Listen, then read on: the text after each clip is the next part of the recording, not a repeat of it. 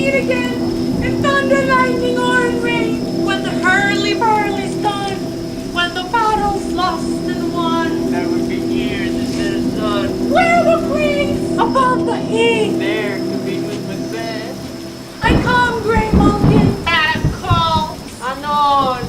fair is foul and foul is fair. Hovers through the fog and fills the air.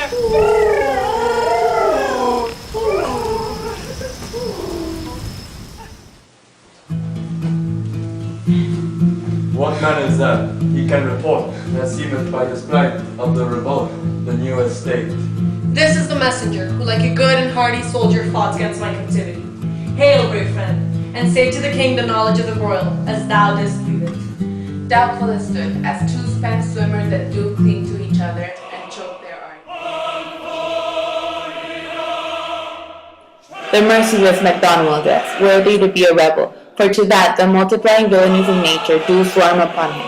From the western isles of currents and gallowglasses is supplied, and fortune on his damned quarrel smiling, showed like a rebel's horror for all's too weak. For brave Hades, well he deserves that name, disdaining fortune with his brandished steel, which smote with bloody execution, like valor's minion carved out his passage, so he faced the slave, which never took hands nor bade farewell to him, so he unfeigned him from the nave to the chaps, and fixed his head upon our battle.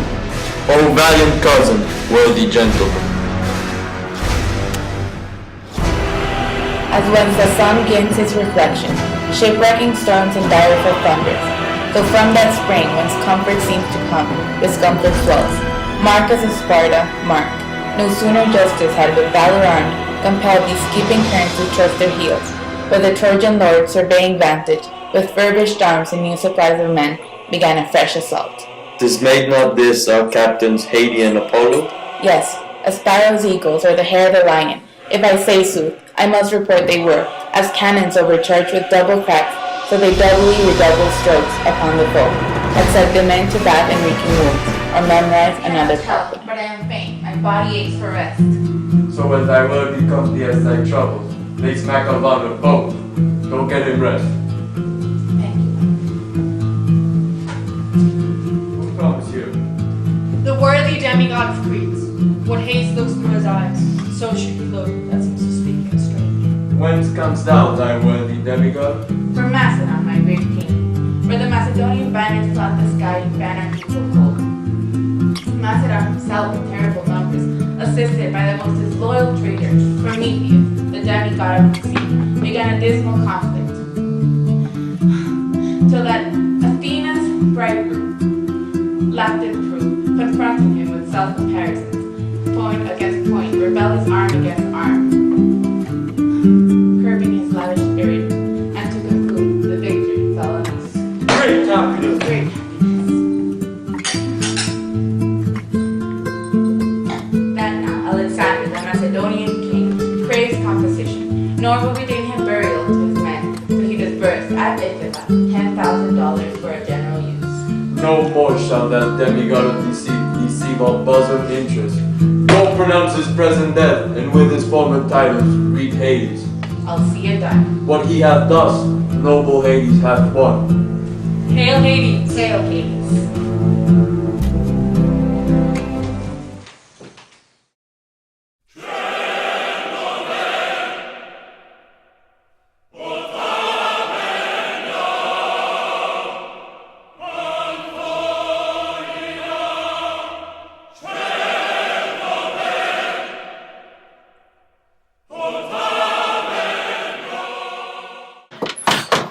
Dr. Uribe, an interviewer on Themes is looking for you. Yes, Hecate, please send Mr. Interviewer in. Right away. Okay, please go ahead.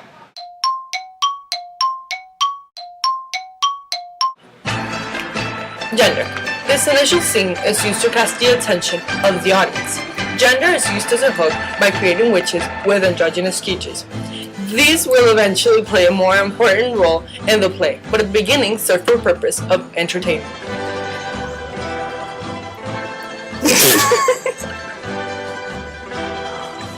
Conflict!